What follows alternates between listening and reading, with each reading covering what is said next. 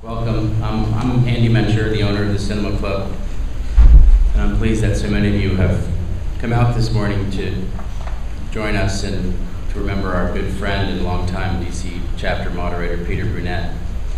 Peter died of a heart attack 3 months ago while attending the Taormina Film Festival in Italy, while sitting at the breakfast table with a film critic colleague. Peter was 66. When he died, he would have turned 67 just yesterday.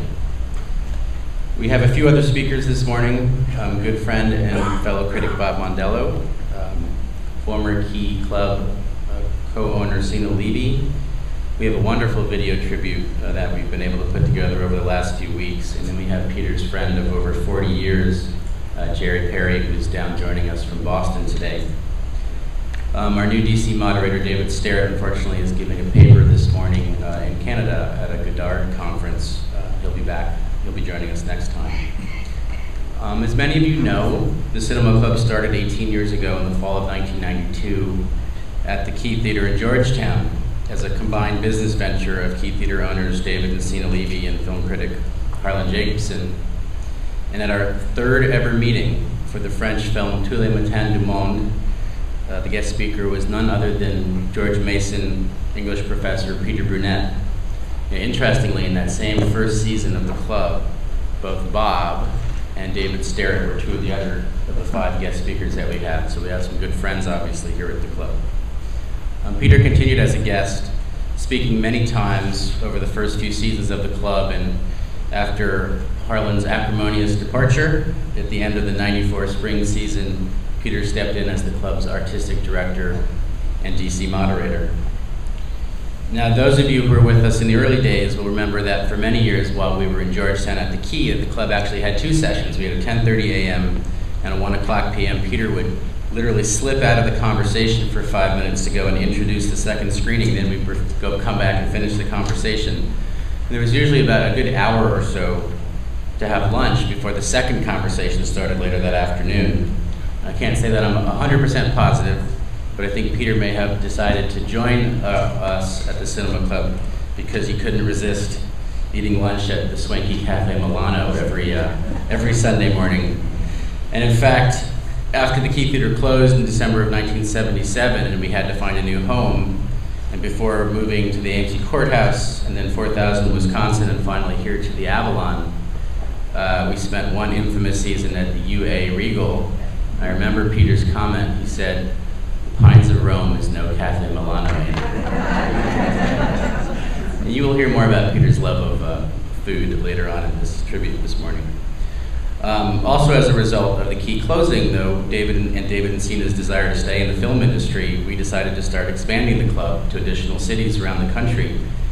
Peter was such an asset to the growth of the company because not only did he have complementary contacts in the film world to David and Sina, but more importantly, Peter had this network of friends, some critics, but mostly film studies professors around the country that we ended up hiring as the program expanded.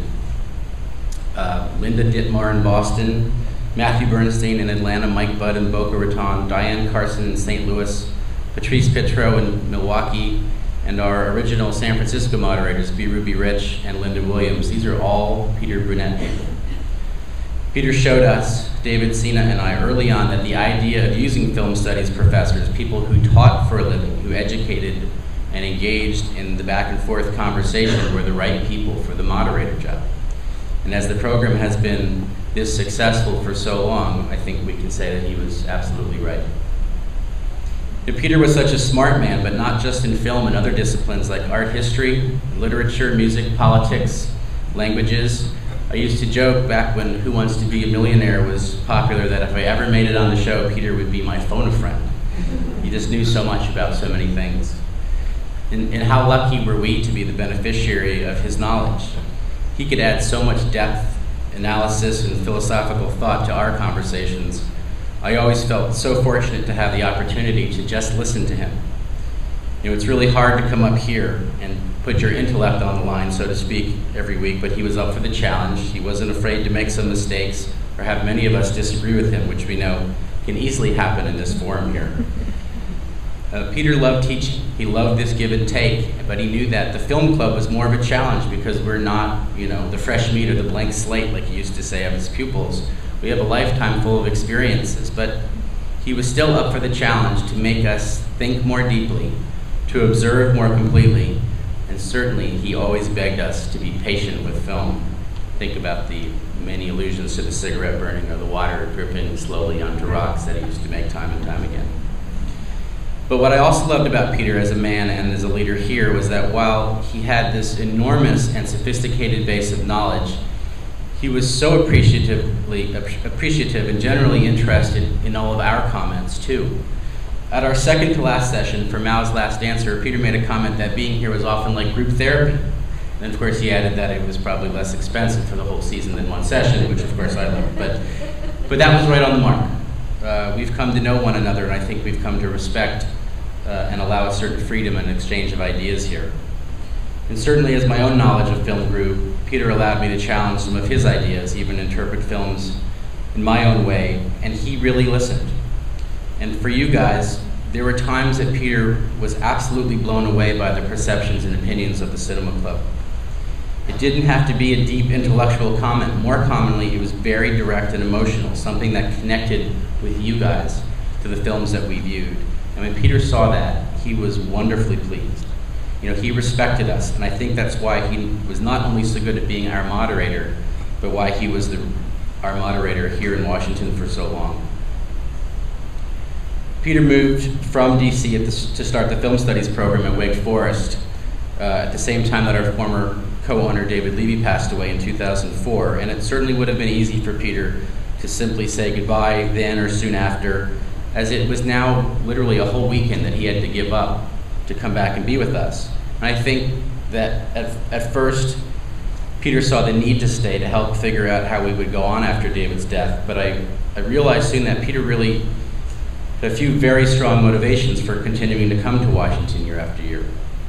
He did love our forum. I know it helped him feel connected in a way that he couldn't in North Carolina. But he also loved to see his old friends. He was so excited to stay with his sister Rose. I know Rose is here. And I know from talking to Rose how much she enjoyed the newfound time with her brother. But I also know that he came to DC to support me in my continued work with the club. And over the last few years, as Peter endured his own tragedy, losing his wife Lynn in 2007 and then battling prostate cancer, being single, girlfriends, and dating, I just feel lucky to have become someone who could have become a source of comfort and a good friend to this generous man. It's very hard to think of being here in this place without Peter Brunette. It will take some getting used to, for sure, for all of us. But I know the memory of our friend will always be with us whenever we meet here on Sunday mornings.